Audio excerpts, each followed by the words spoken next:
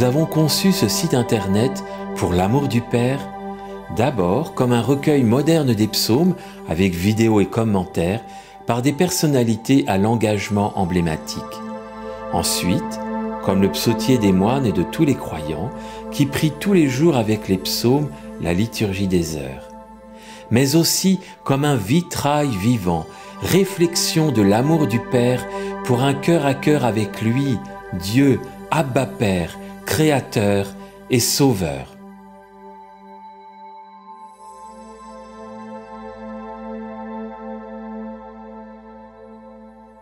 Seigneur, notre Seigneur, que ton nom est magnifique par toute la terre. Mieux que les cieux, elle chante ta splendeur. Par la bouche des tout-petits et des nourrissons, tu as fondé une forteresse contre tes adversaires pour réduire au silence l'ennemi revanchard. Quand je vois tes cieux, œuvre de tes doigts, la lune et les étoiles que tu as fixées, qu'est-ce donc l'homme pour que tu penses à lui, l'être humain pour que tu t'en soucies? Tu en as presque fait un Dieu, tu le couronnes de gloire et d'éclat, tu le fais régner sur les œuvres de tes mains. Tu as tout mis sous ses pieds, tout bétail, gros et petit, et même les bêtes sauvages, les oiseaux du ciel, les poissons de la mer, tout ce qui court les sentiers des mers. Seigneur, notre Seigneur, que ton nom est magnifique par toute la terre. Ce psaume participe de la contemplation de la splendeur de Dieu à travers sa création, et qui en est le reflet, et invite celui qui parcourt ce psaume à la louange, à la jubilation. C'est une invitation, nous aussi, à être des contemplatifs de cette beauté naturelle que l'on peut observer autour de nous, pour peu qu'on prenne le temps de s'asseoir, de méditer. Et cette splendeur de la création impose pour nous le silence, le recueillement, la réflexion. Le psalmiste souligne, au milieu de cette création, l'homme tient une place particulière. Bien sûr, il fait allusion aux premières lignes du livre de la Genèse. L'homme trône sur cet univers dont il est l'intendant.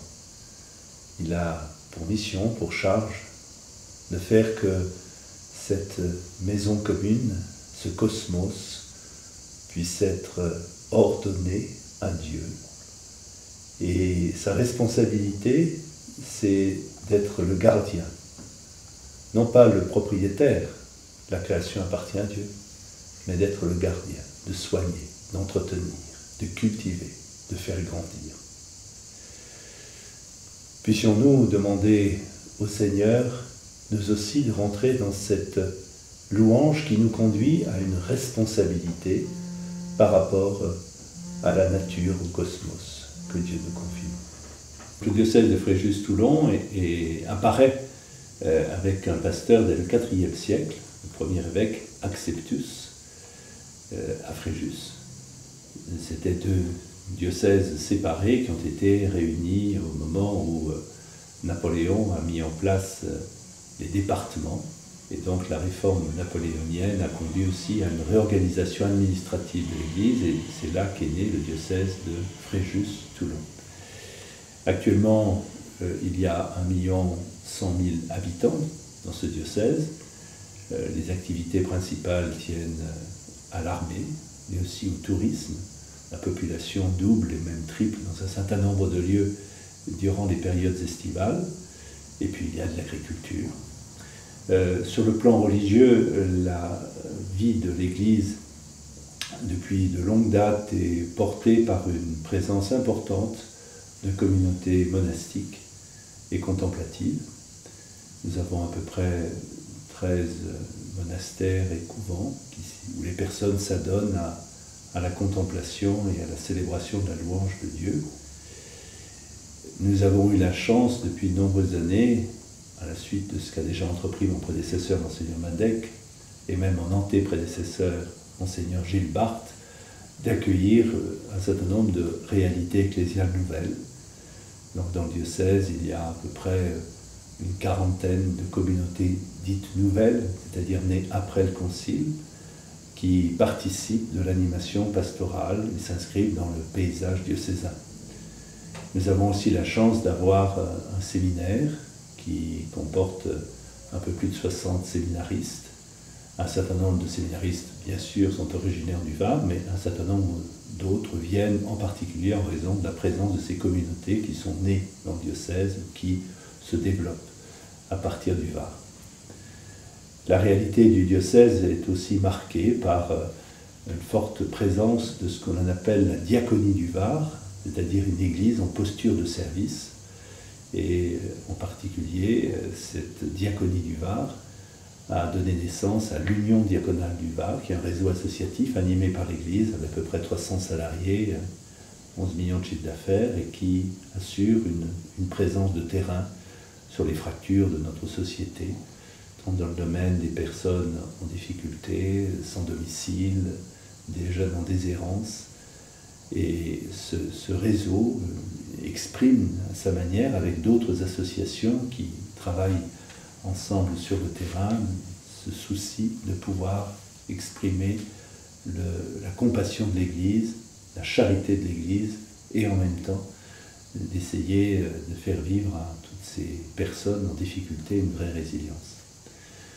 C'est un diocèse qui est extrêmement diversifié dans ses habitants. Il y a les Varois de base, mais aussi il y a beaucoup de personnes qui viennent de l'extérieur, ce qui favorise d'une certaine manière l'accueil de réalités qui viennent de l'extérieur, de la France en général, ou d'autres pays.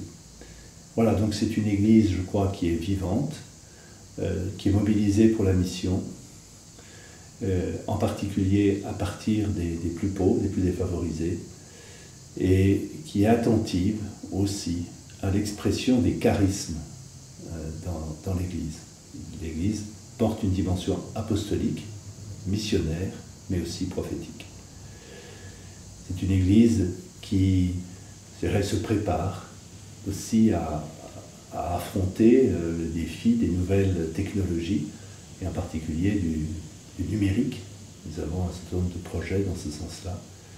Et puis centré sur l'aide à apporter, le soutien à apporter, la promotion à développer auprès des jeunes et des familles. Voilà en quelques mots ce que je puis dire du tableau général de notre diocèse dans un contexte général que l'on connaît bien, dans notre société marquée par la sécularisation, mais en même temps dans de fortes attentes spirituelles de vie fraternelle. Il me semble que dans ce contexte-là, il y a quelques portes d'entrée de lesquelles il faut être présent, et on essaye de le faire. La présence d'abord de lieux qui nous aident à l'intériorité. Je soulignais le développement très ancien des communautés monastiques contemplatives dans notre diocèse. On est à la recherche de son identité, de qui on est. On veut avoir une dimension de recueillement, savoir prier, etc. C'est l'intériorité. Et puis il y a un gros besoin aujourd'hui, me semble-t-il, de sacralité, dans un monde qui est où le mystère du divin échappe à beaucoup de nos contemporains qui n'ont plus la formation, les codes d'interprétation de ce que c'est que la liturgie, par exemple, et les symboles chrétiens. Je crois qu'aujourd'hui, il y a vraiment une recherche de sacré. Et donc l'Église se doit d'être présente dans ce domaine-là. Je pense également à développer la fraternité. On est dans un contexte de grande privatisation, individualisation de l'existence, un peu narcissique même parfois.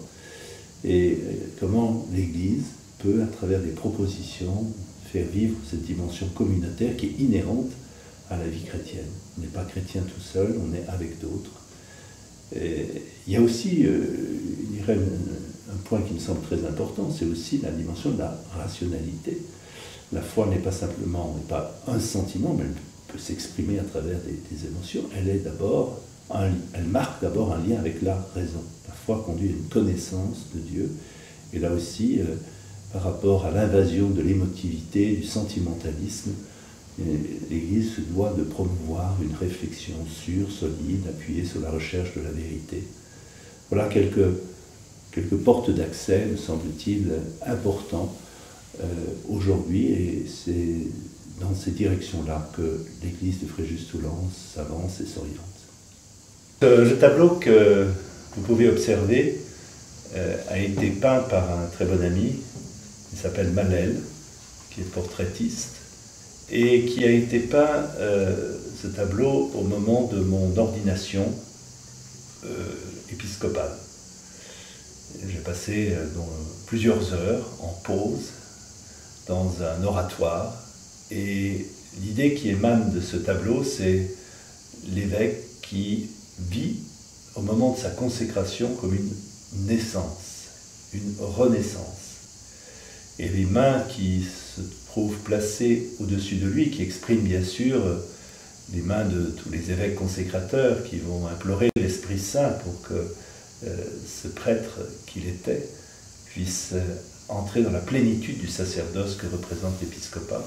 Eh bien, ces mains nous rappellent aussi le livre de la Genèse, où l'Esprit planait sur les eaux.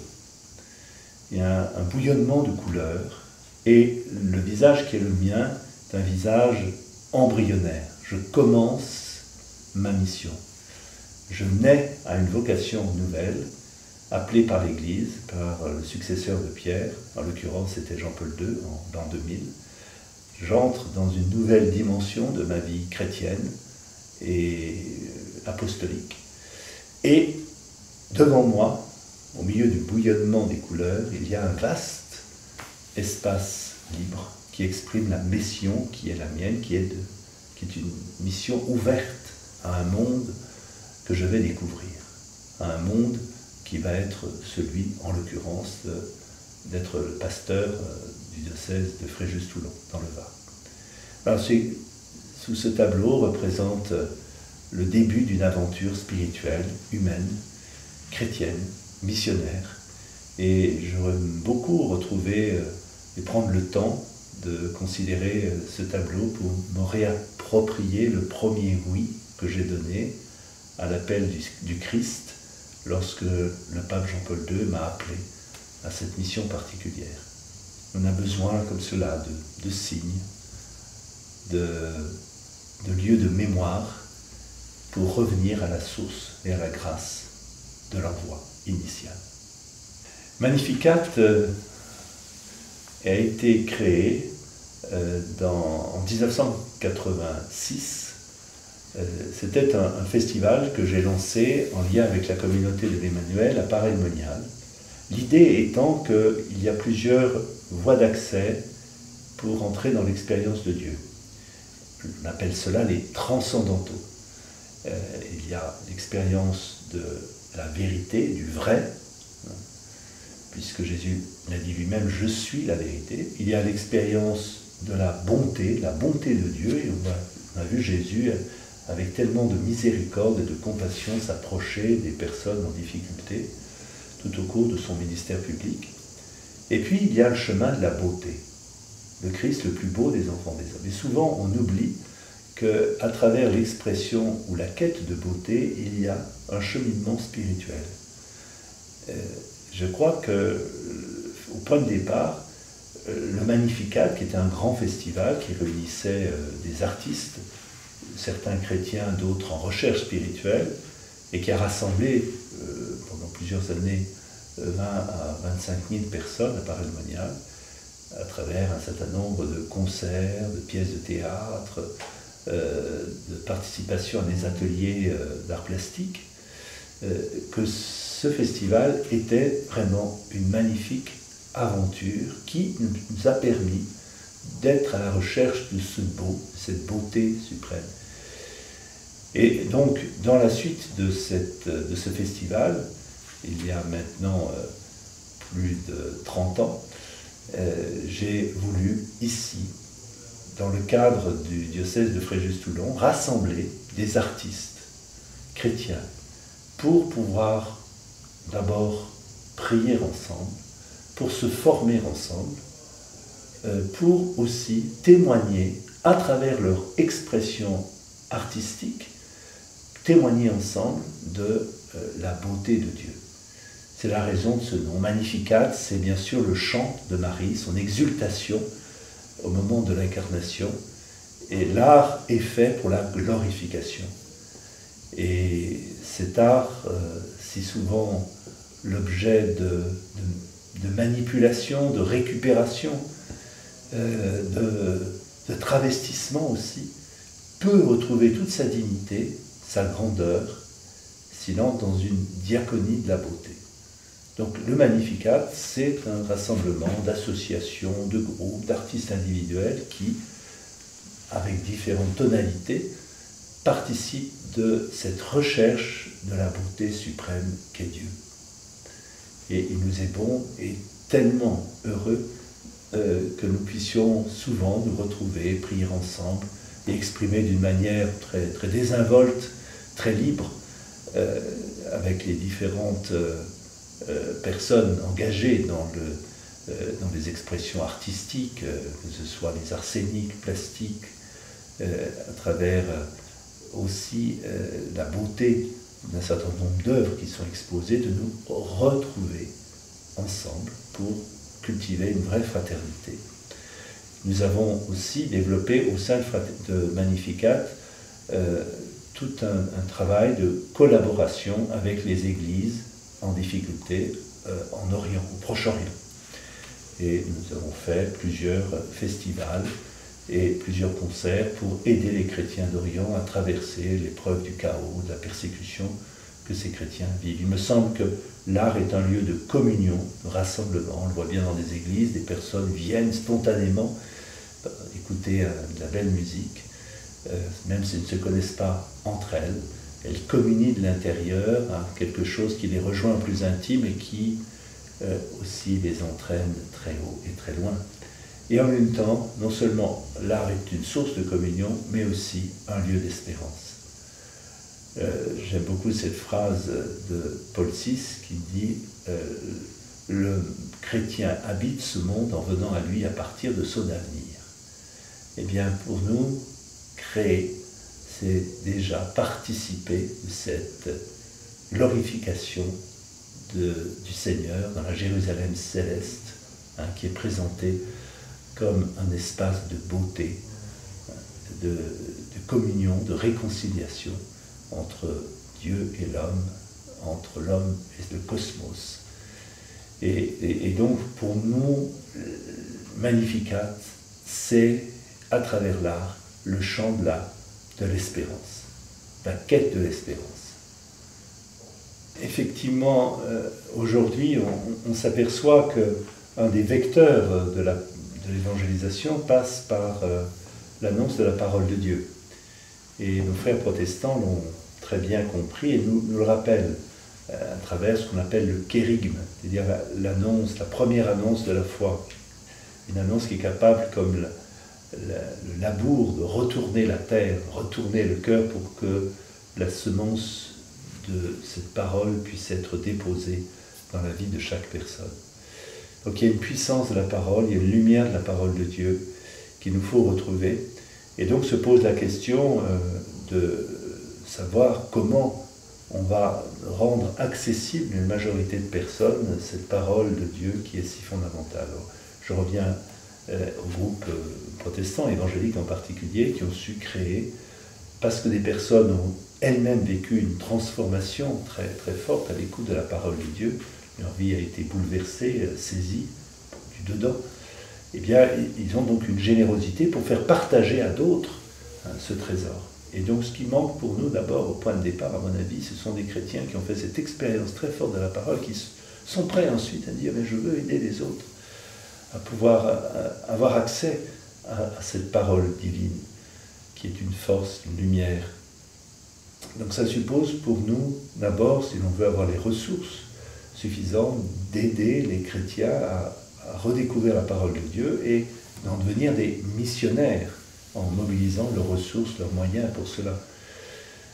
Cela nécessite aussi de pouvoir associer sans doute un certain nombre d'entrepreneurs, de décideurs chrétiens pour ce vaste effort, cette mobilisation à travers des campagnes de promotion, à travers des mouvements missionnaires, aider financièrement, matériellement, un maximum de personnes à être rejoints par la parole de Dieu. Il y a là un enjeu, à la fois économique, mais d'abord spirituel, missionnaire, qui est, à mon avis, aujourd'hui fondamental. Sans doute aussi, faut-il travailler à l'échelle internationale ou grâce à des réseaux de personnes qui, dans d'autres pays, sont plus sensibles à cela, peuvent nous aider nous-mêmes, de la même manière que nous-mêmes, nous pouvons venir en aide à des pays plus en difficulté, qui n'ont pas les moyens suffisants pour pouvoir développer de grands tirages et rendre vraiment accessible la Bible, la parole de Dieu, le Nouveau Testament, auprès de larges populations. Donc c'est un effort général, une mobilisation de tous qui est requise.